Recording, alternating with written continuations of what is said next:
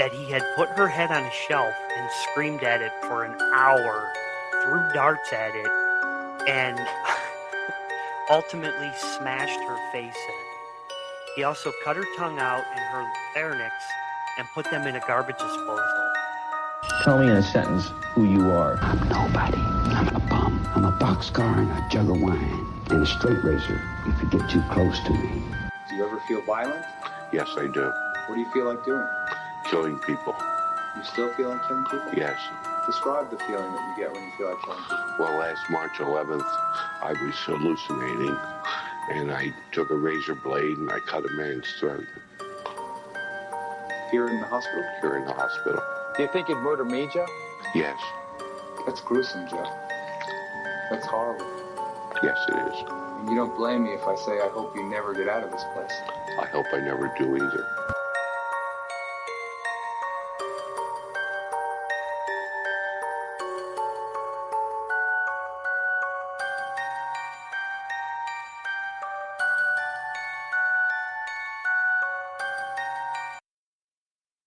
Welcome, all you true crime lovers. Sit back, grab that blanket and hot beverage, and prepare for another Saturday night of The Murder Show. Whose mind and story will we dive into tonight? Now for your host, Tim, and alongside him, his co-host, Criminology, Chris, and Classroom Jackie. Just before dawn, Moscow, Idaho held its breath. A quiet college town, empty streets, a hillside house sitting in the dark like it had 100 nights before.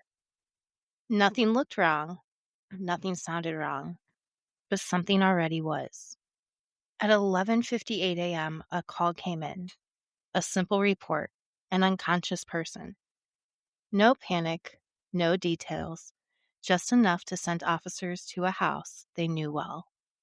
What they found inside would ignite nationwide investigation and reveal a trail stretching far beyond King Road. Welcome to the Murder Podcast Show, Part 1 of The House on King Road, the Idaho 4 Murders. Good evening, all you Murder Podcast Show fans. Welcome to another Saturday night here on the Murder Podcast Show. I am your host, Tim, also known as the Architect, and alongside of me is...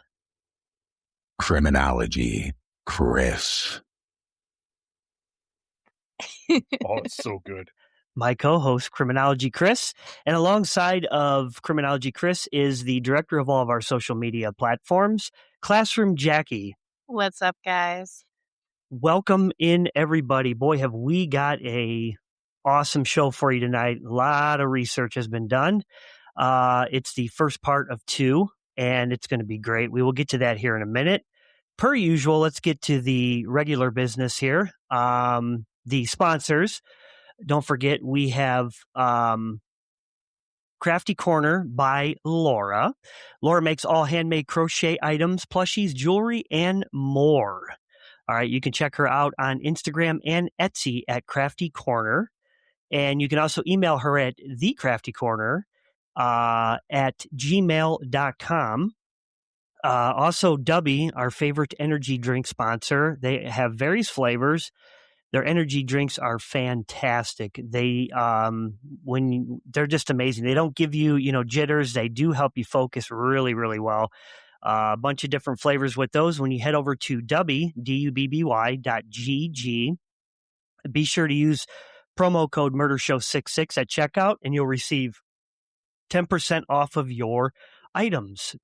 And last but not least, the Dochi Edible Snacking Cookie Dough. That's right. It is gluten-free, plant-based, and comes in various flavors from peppermint batty, basic bitch, WTF fudge brownie, and chocolate chip.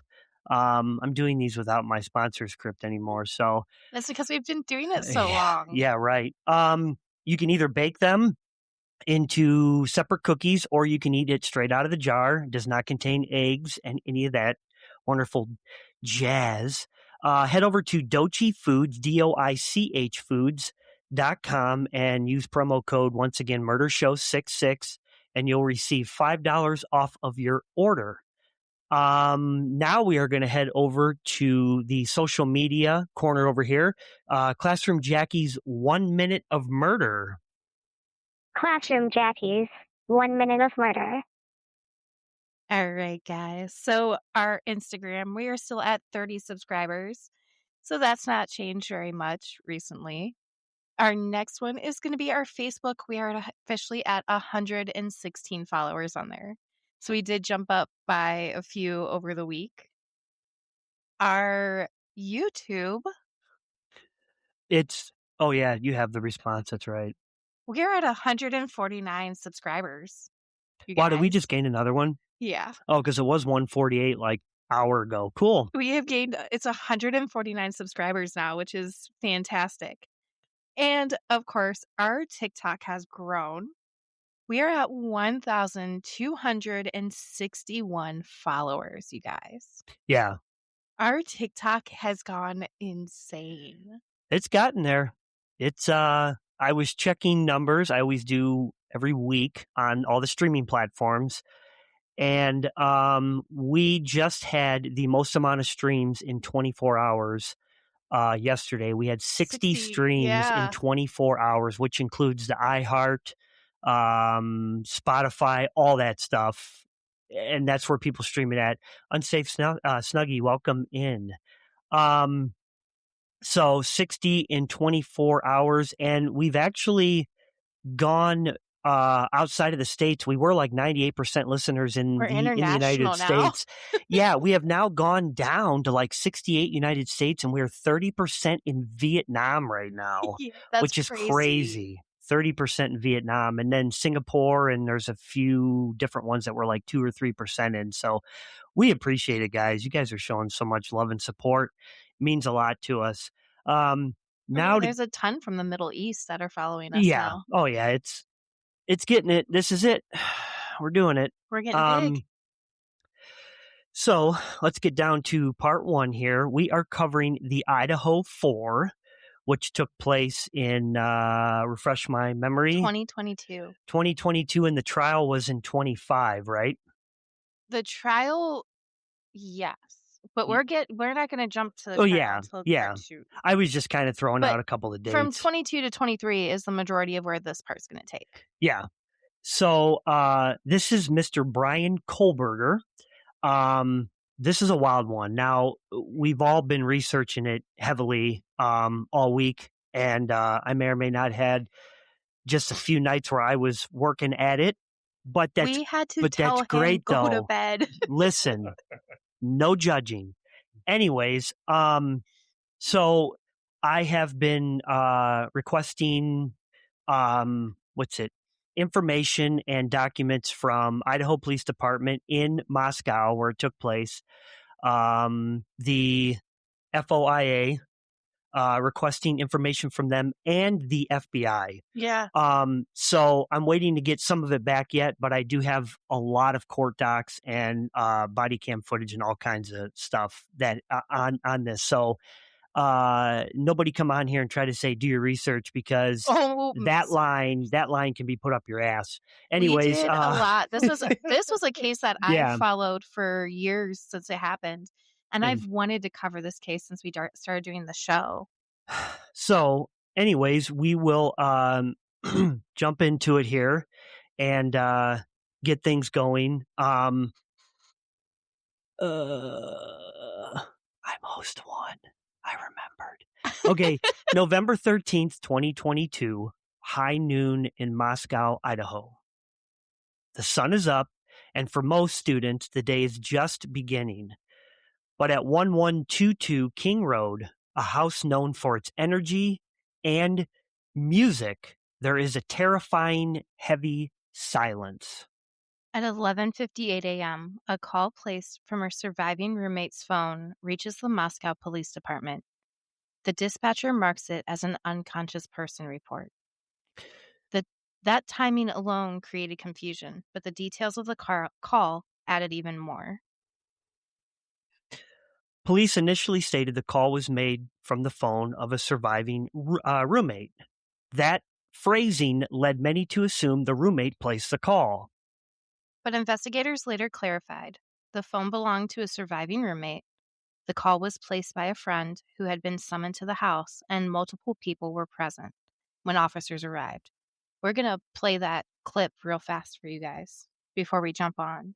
Yeah, so with this clip, it's a lot of it is still redacted where we can't hear some of it. It's all, over the place. Between like 3 or 4 of them out there making this call, they're passing the phone around, and you'll hear it. So just try to stay with it.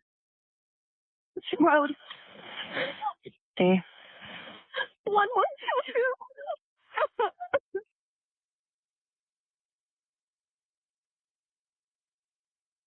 What is the rest of the address? Oh, Kings Road. Okay. And is that a house or an apartment? It's a house. Can you repeat the address to make sure that I have it right? I'll talk to you guys. We live at the light, so we're next to them. I need someone to repeat the address for verification. The address, 1122 King Road. And what's the phone number that you're calling from? What's your phone number?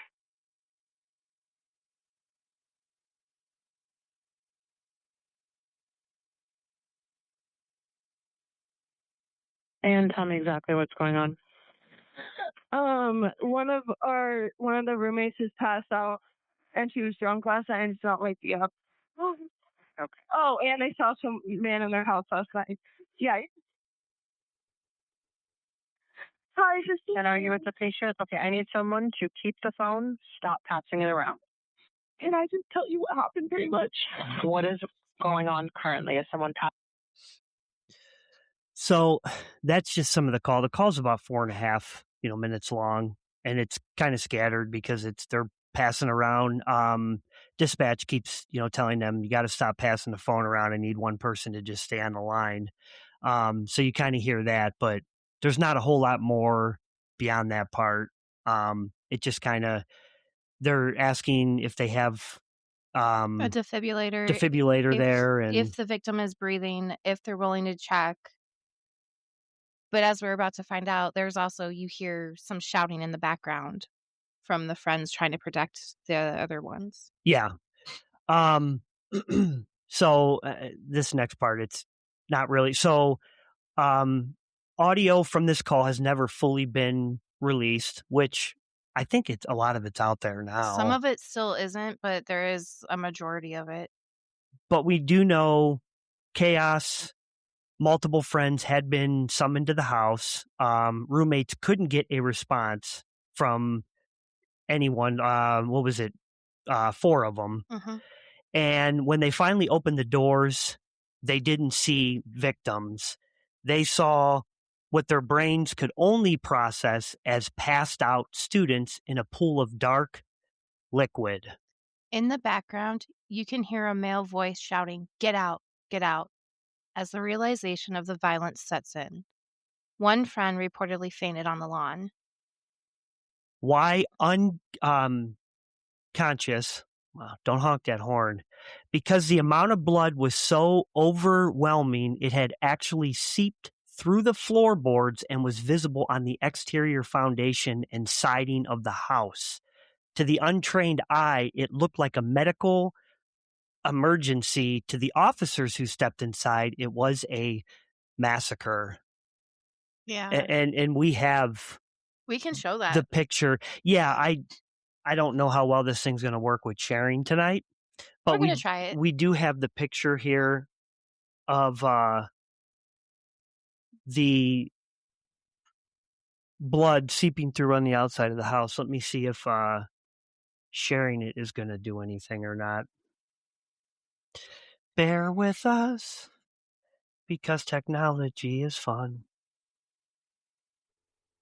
It's over there, but it's small.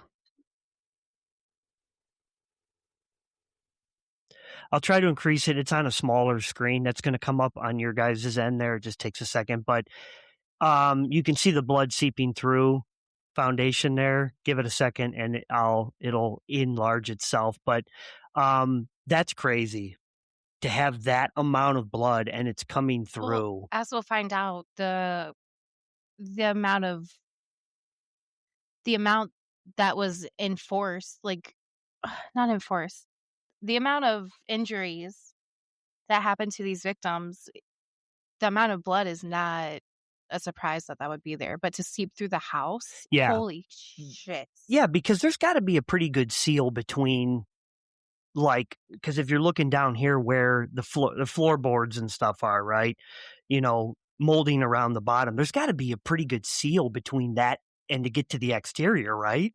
Yeah, well, yeah, I think to a degree. And we're also talking about like an older house in And it sat on a Idaho, hill. Yeah. So it would have settled down some. Yeah. Once the tape went up, the world learned the names. Maddie Mogan was 21, a marketing senior and the sweetest soul. She was the one who ran social media for the Mad Greek. And she was actually there at the house to show the roommates her new car that she had got, her Range Rover. Yeah, she had just gotten it, right? Kaylee did. Oh, okay. Yeah.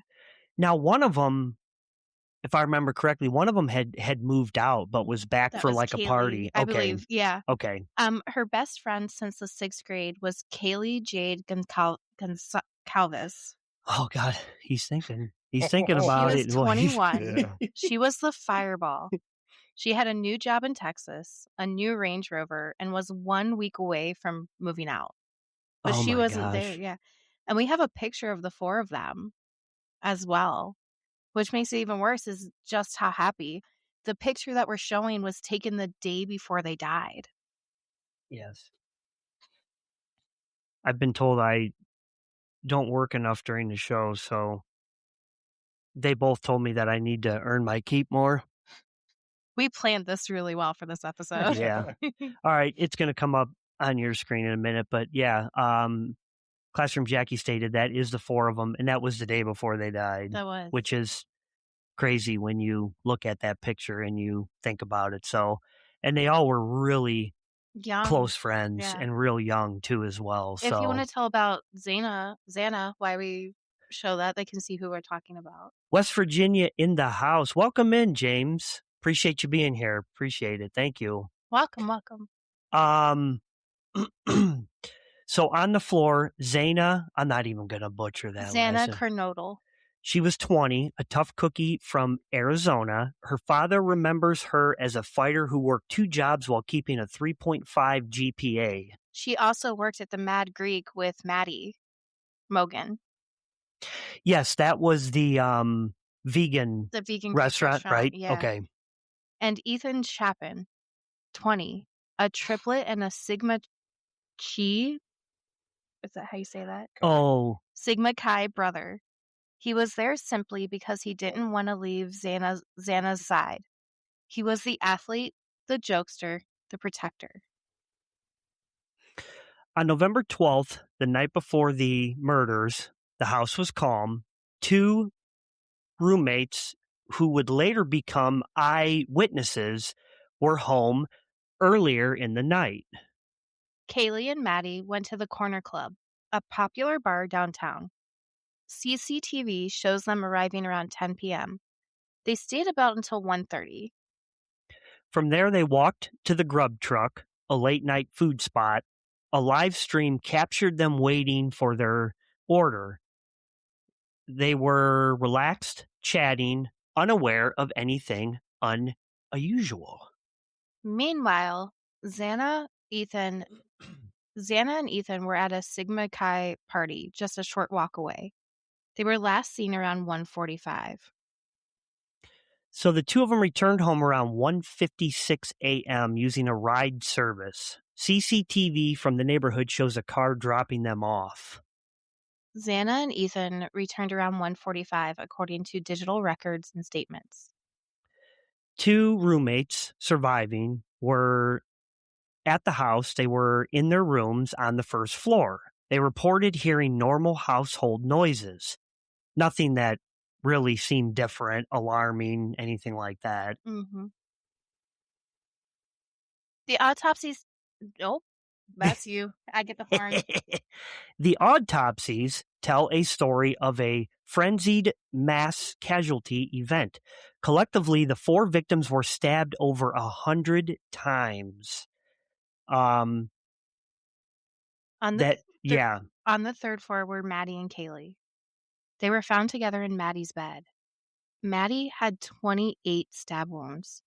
A horrific injury spanned her face, clipping the nasal septum. Kaylee had 38 wounds. The autopsy revealed asphyxiation and blunt force trauma, suggesting the killer used the hilt of a knife or his hands to silence her. Xana, it was Xana, right? Mm-hmm. Xana suffered the most. Now, this is wild. Over 50 wounds. She had deep defensive cuts on her hands. She grabbed the blade. Investigators found blood on the bottom of her feet, proving she was upright and moving during the struggle. Before we moved to Ethan, she had ordered DoorDash at 4 a.m. and had ate the food. For her to be found, she was found in the doorway of her bedroom, standing there, like laying there. Yeah. Yeah. So it was before the DoorDash then, right? It was after the DoorDash. After, yeah, because it was so late. Yeah, they wouldn't be delivering then. Ethan, her boyfriend, was found on the bed with 17 wounds, caught off guard. Now, there was a dog, Murphy. He was found unharmed. That was like one of the first things I was thinking about, too. Like, when I heard there was a dog, like, was the dog okay? Yeah. Because I think about that shit,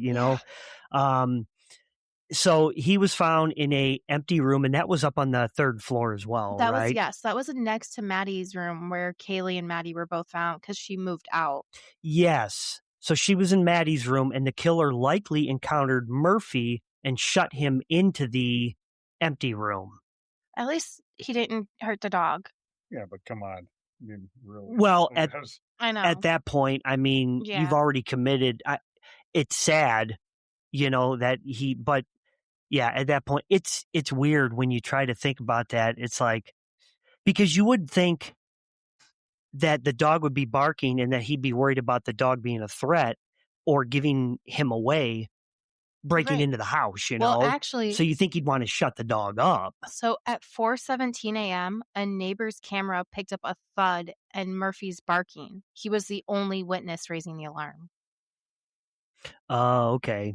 And then to show just like what this looked like, we do have pictures of the crime scene that we can show. Yes. So here I am. I'm going to work again. Just don't tell anybody that occasionally I do work. So hang on a second here.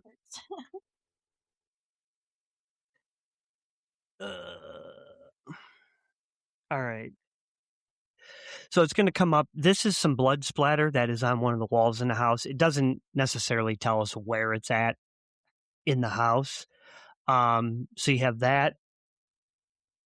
And this is a gruesome one. So trigger warning here if anybody does not like a lot of blood and that kind of nasty stuff in crime scenes.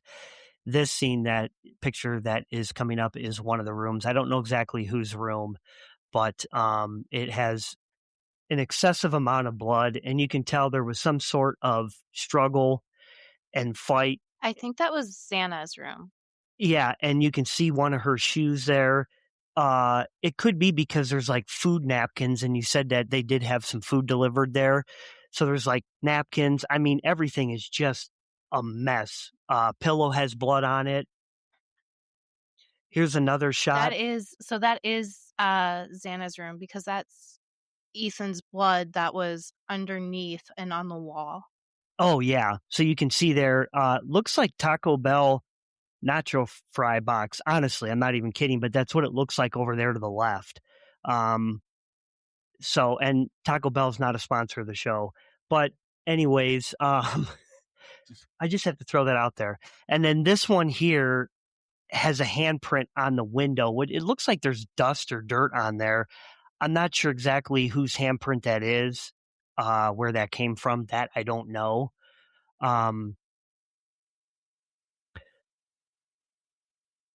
So anyways, let me back out here. Sorry, we have a comment up there. Zaina pronounces her last name like... Yeah, you keep pronouncing it wrong. Oh. Xana. Oh, okay. Ethan's last name has a long A. You know what? Next time you get the horn. We tried to practice their names. Okay? We're sorry. Thank you, though. Thank you. Thank you. Is that Jax? Yeah, thank you, Jax. Got it. Appreciate it. And yeah, you are correct. They did find Murphy's paw prints as well. That's disgusting. Yeah. It's just disgusting. That's, scene. I mean, It just the amount of blood and stuff in that crime scene. I mean, it was just brutal. Everybody, the amount of times that they were all stabbed. You and get a whole hell of a lot more intimate than a knife. Yeah. Than a military knife like a K-bar. I mean, well, that's what, And yeah, we'll get to eventually all that and how, but yeah, that's crazy. Go ahead. The killer thought he was a ghost, but he was leaving a breadcrumb trail. CCTV caught a white sedan making 4 passes by the house between 3:29 a.m. and 4:04 a.m. So Brian's phone stops reporting to the network at 2:47 a.m. It remains dark during the exact window of the murders. So they stated that what he had done was he could have either A, shut it off, or B, put it into airplane mode. Right. After he had left where he was staying at the University of Washington on the campus there, and the housing he left at what we watched and read was at 2:48 a.m. He left from there and then entered into Moscow and shut his phone off around 3, 4-ish. Yeah, something. between 2:47.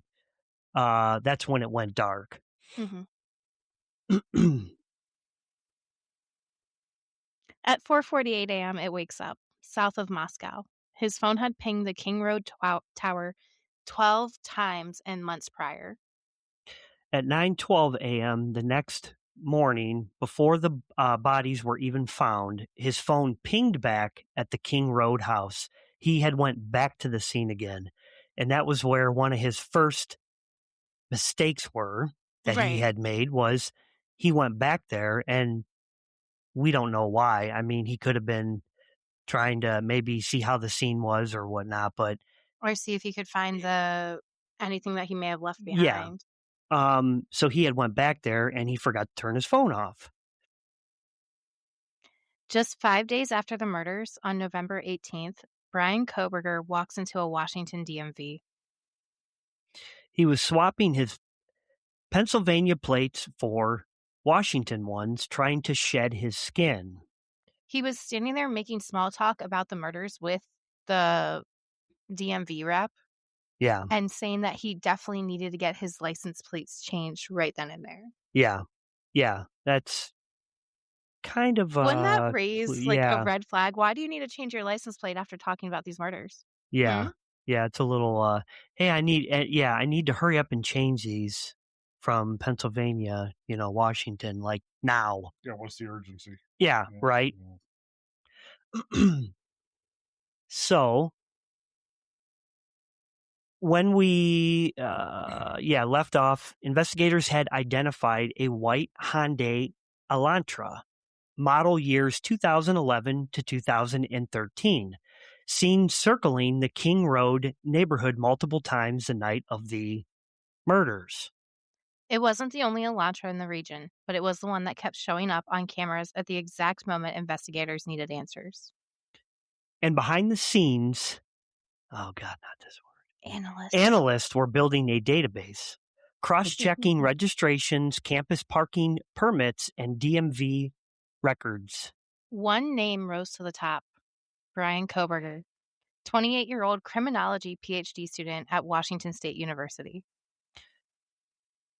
Washington State University sits just across the state line, a 10-mile drive from Moscow. Kohberger lived in a graduate student apartment on the WSU campus. Did you hear that, Chris? Criminology student. So watch yourself. Watch yourself. Investigators pulled campus surveillance. They found a white Elantra registered to Kohberger.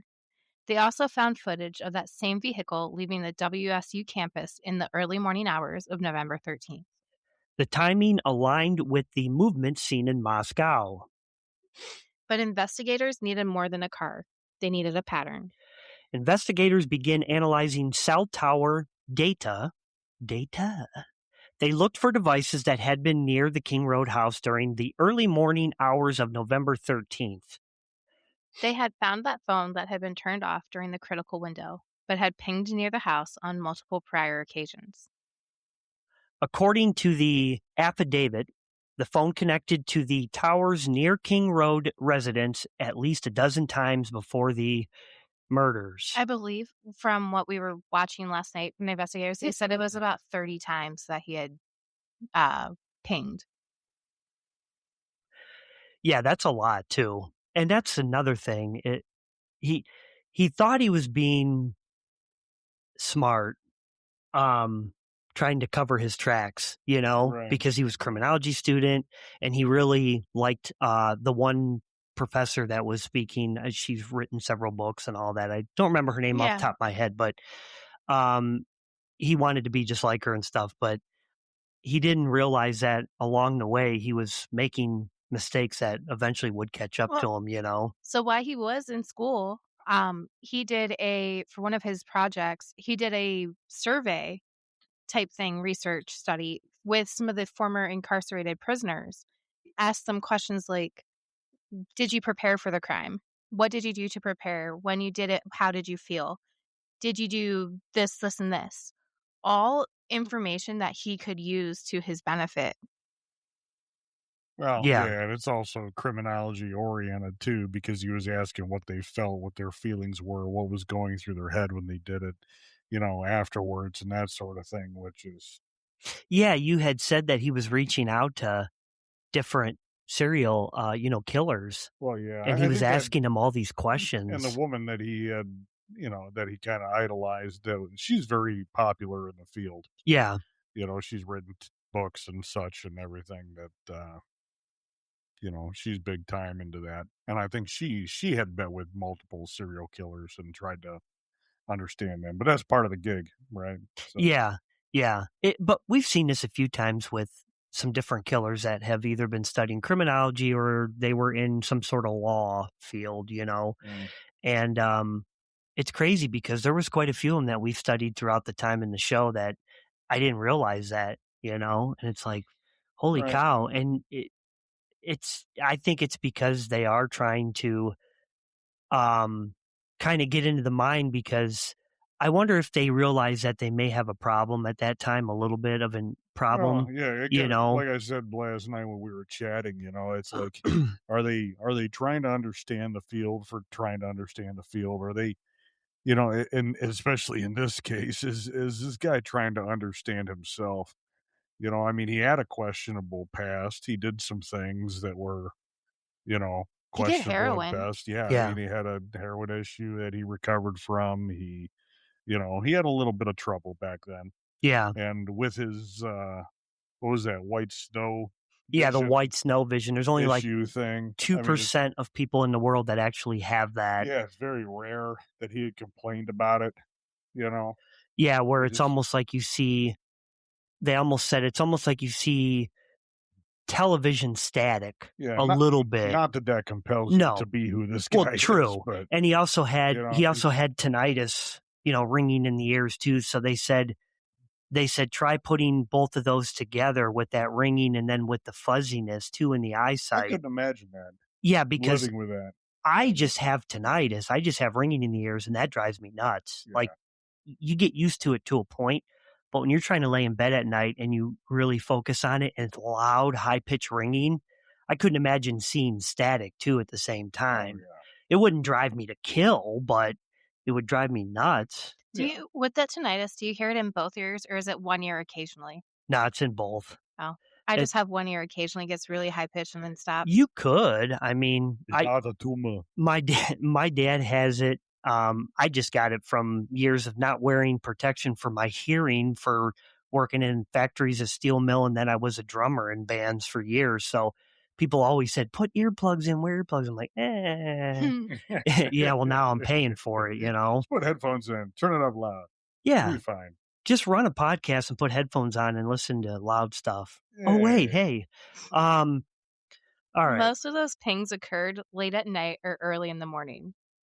Investigators interpreted this as a potential pre-incident surveillance, but they still needed, corroboration.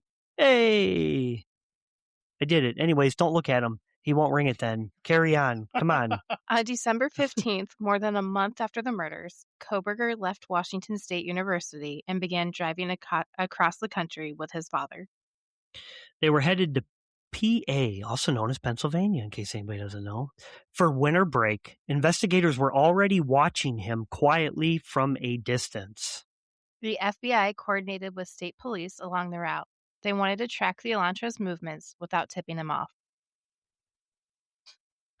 The first stop happened in Hancock County, Indiana. A sheriff deputy pulled over the white Elantra for following too closely. Body cam footage shows Kohberger in the driver's seat, his father beside him. The deputy asked a few routine questions, issued a verbal warning, and let them go. The stop lasted only a few minutes, but investigators were watching closely, studying his demeanor, his hands, his eyes. Bird, welcome in. Yes, he calls me his son. I always go into his lives and I say, hey, Dad.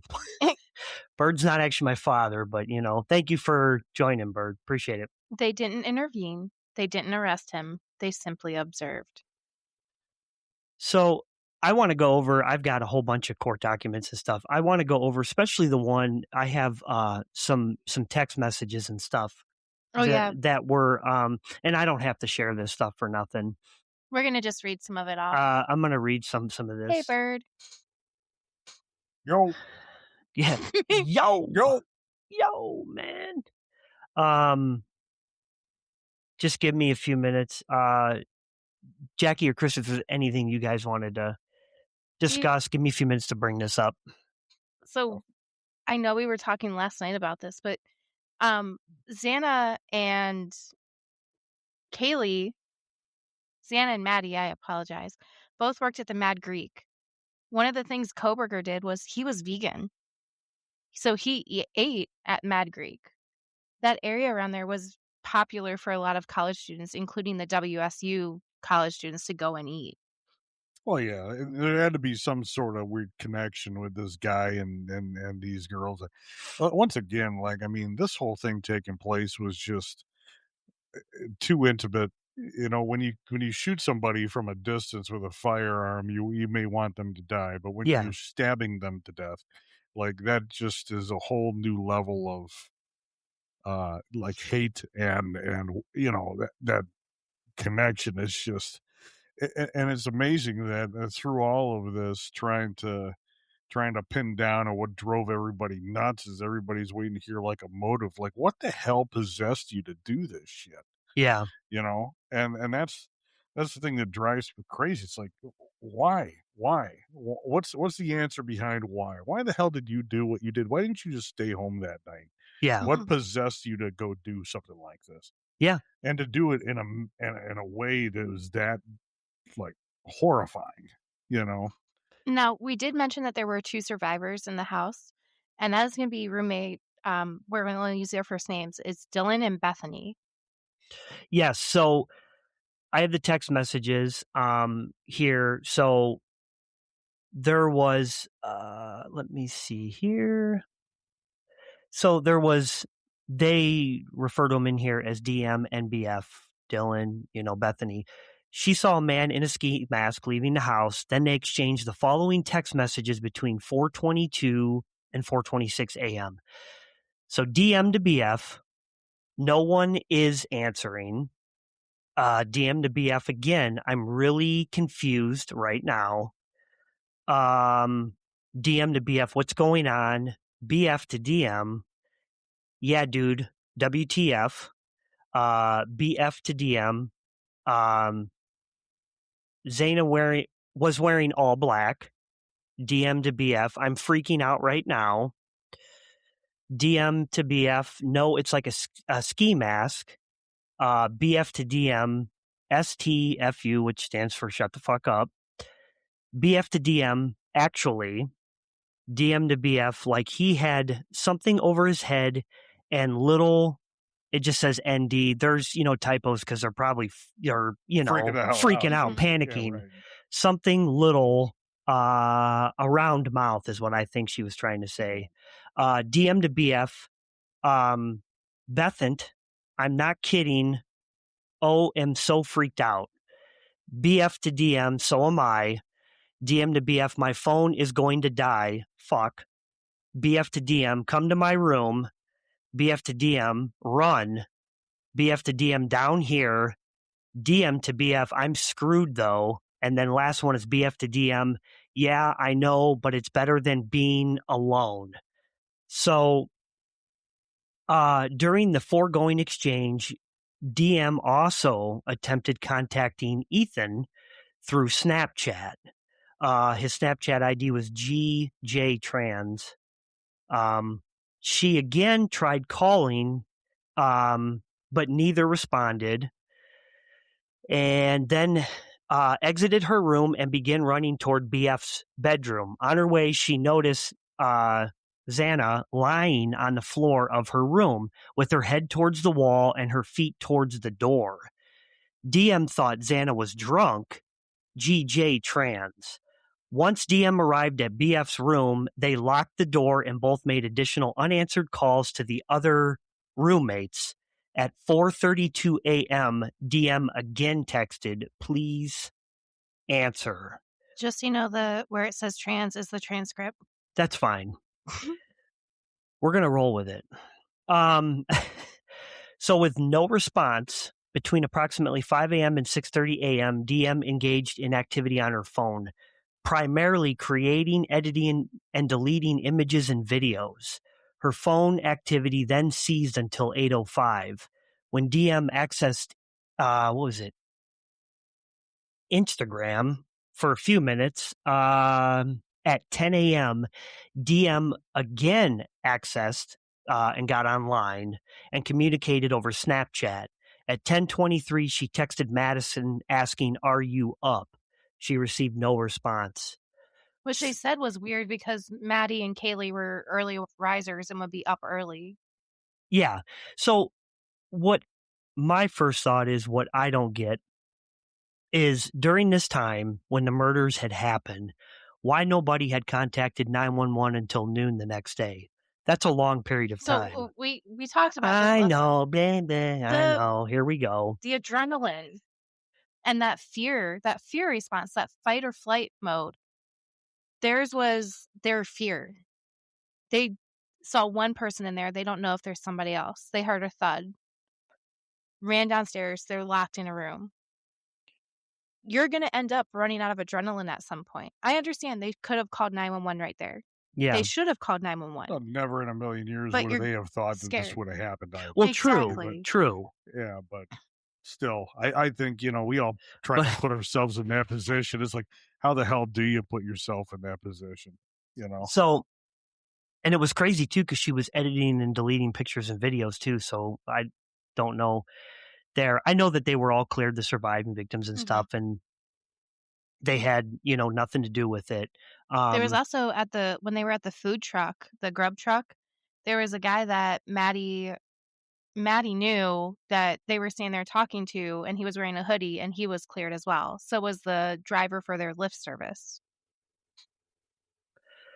So jumping ahead a little bit, at approximately 11:50 a.m., this is 10 minutes before they called, DM called her friend EA and asked her to come over and check the house because she was scared.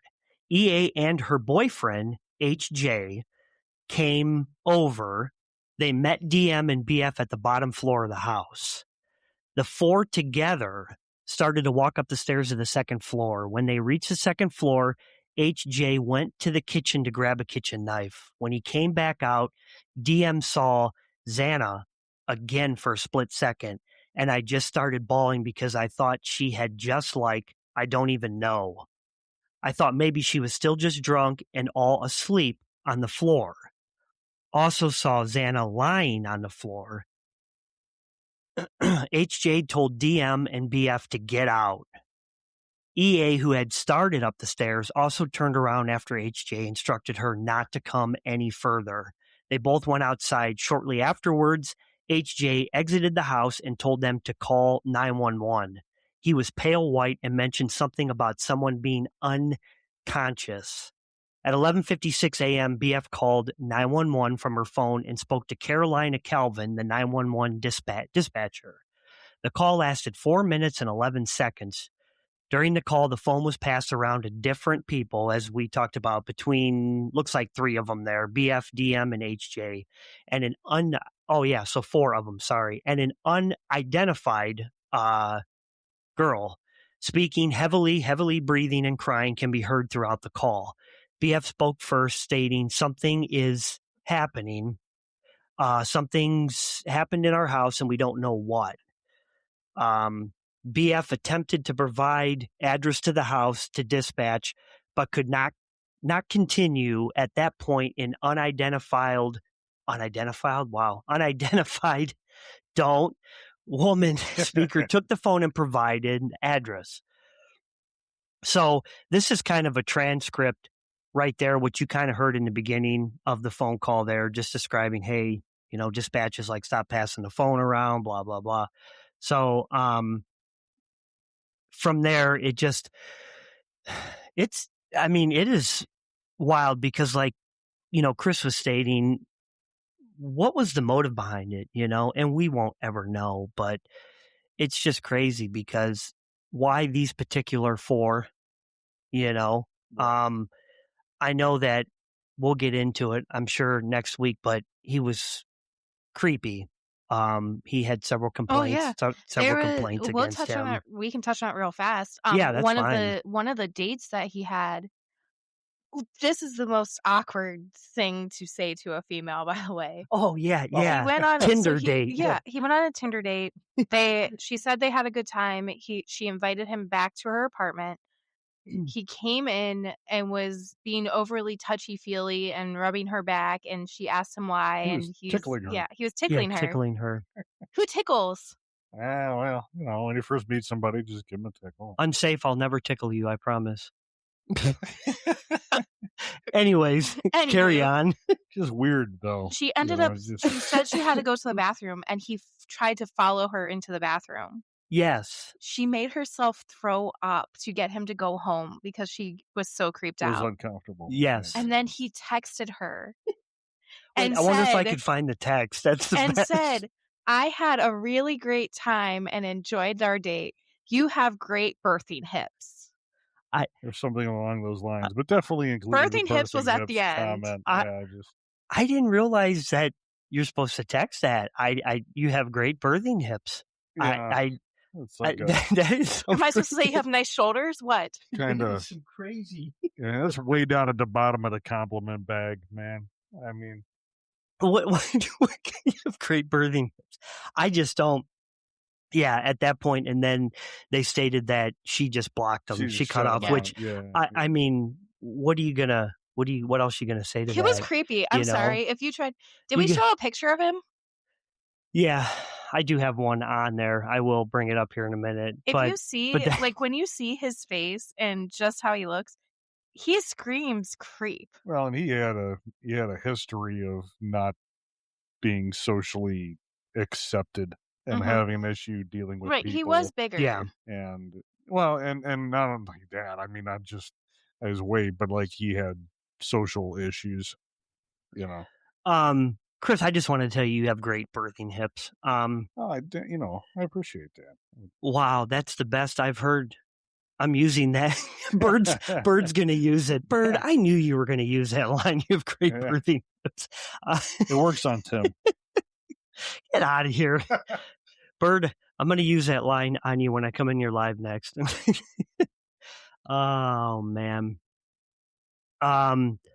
So, yeah, when you see a picture of him and you look at him, you literally, it's like looking into his eyes, you see like black. You see right out the back of his head, Yeah. And Bethany said, the bushy eyebrows. She saw a man in a ski mask with bushy eyebrows. So excuse me. Yeah, sorry about that. A lot of people have bushy eyebrows. She got he definitely fit the bill. She got lucky because when she went in her doorway, he was just walking by. Mm-hmm. And the fact that, but she didn't say nothing. And I don't know if it was the prosecutor or his defense. Somebody stated that at that point, that may have saved her life that she didn't say nothing, you know? So. Oh, the radar. Oh, well, we got Storm Right Tracker about Storm 75 Tracker, yeah. over here. But yeah, the fact that she didn't say nothing when she saw him, that probably screaming. saved her life. It did. It 100% had to. Yeah. But I don't know. We're going to get into some other stuff next week because I'm still on the fence about another thing that nobody agrees with me on. Unsafe agrees with me on it, but that's I'm fine. sorry, I That's don't. fine. Well, I can't. that'll be for later. It's gonna be a 2-on-1 here. Anyways, you guys don't scare me. Well, he does, but that's beyond it now. So, anyways, I wanted to read. I actually have the report from the first responding sergeant on scene there. I got it with a lot of the court documents. Just give me a minute and I will pull that up. There's so much stuff that I have here. It's crazy. And I'm hoping to get more by the time next week goes on. So this is a responding officer here. He's with the Moscow Police Department, and I'll leave his name out of it. So at approximately 1600 hours on 11/13/22, Sergeant, I'll leave that out for now. And I responded to 1122 King Road to assist with the scene security processing. Upon arrival, the ISP forensic team was on scene and was preparing to begin processing the scene. OFC Smith, one of the initial responding officers to the incident, advised he would walk through the scene. So they entered into the house through the bottom floor on the north side of the building. Upon entering, he observed a small bedroom on the west side of the bottom floor. The door was ajar, and I could see a bed with covers with several miscellaneous personal items strewn about. That's a fancy word. The room did not appear to have any occupied by anyone, as I did not see any clothes inside. I followed OFC Smith down the hall where there was a small bathroom. Next to the bathroom to the east side was what I later learned was a utility closet. This closet had a pin code style lock and was secured. I looked into the bedroom on the east end of the bottom floor, which I later learned belonged to, and they blanked that out, so I don't even know the name. I believe that was Dylan's room. The room had normal clothes and personal items, but otherwise did not seem anything unusual. Yeah. OFC Smith and I then walked upstairs to the second floor. The stairs ended in a small living room. There was a sectional style couch along the east and south wall of the room. There was also a small TV in a void on the northeast corner of the room. I also saw a black backpack, on the floor just east of the top of the stairs. OFC Smith then directed me down the hallway to the west room on the second floor, which I later learned was Xana's room. Just before this room, there was a bathroom door on the south wall of the hallway. As I approached the room, I could see a body later identified as Xana laying on the floor. She was laying on her back with her feet facing the east and her head was facing west. She had a thong-type underwear on and a gray sweatshirt. There was a large amount of blood on the floor around her as well. I could see numerous wounds on her arms, hands, and face, which appeared to have been caused by an edged weapon. Just next to her on the west wall was a small white nightstand, which appeared to have been moved as it was pushed against the wall at an odd angle. There was blood on this nightstand in various spots. The bed in her room was situated on the south wall of the bedroom, with the head of the bed appearing to be towards the west wall. I could see a male later identified Ethan laying on his back in the bed with some type of blanket pulled over his midsection. Ethan's body was at a angle on the bed on the north side. I could not clearly see the wounds to his head or his neck, but could see a very large amount of blood on the bed, as well as what appeared to be blood spatter on the wall next to his head and neck. So that probably was that picture that we saw with it spattered on the wall there. I also noticed 2 large cuts to the back of his legs. The wounds appeared to be deep into the tissue, but were difficult to see due to the way that his body was. OFC Smith then took me through the house and pointed out to other people, blurts out the names, bedroom, which was situated on the southeast side of the second floor of the house. Bedroom door opened to the kitchen, as well as the staircase, which led to the third floor of the house. Upon my brief visual inspection, Blank's room was disheveled, but did not appear to have any blood or struggle. This house was big. I remember one of the girls had stated she had told a friend of hers that it was like a mansion or something. Mm-hmm. I forget who it was, but yeah, because it was. I mean, it was for, college kids, it was a big house. So just moving along here. OFC Smith then pointed out a small bathroom on the east side of the third floor. The bathroom shared a wall with Madison Mogan's room, which was situated on the southeast corner of the third floor. As I entered this room, I could see 2 women in a single bed in the room. The bed was situated along the north wall of the room, and both women later identified as Madison and Haley. Yeah, were lying on their backs with their heads towards the east and their feet towards the west, which was also the direction of the only decor in the room. Both girls had numerous visible stab wounds and were covered in a significant amount of blood. I also later noticed what appeared to be a tan leather knife sheath laying on the bed next to Madison's right side when viewed from the door. I remained in the room for a moment and then proceeded back outside. So Maddie also had a pair of pink cowboy boots and an M in her window. Yes. That's how you always knew that was her room.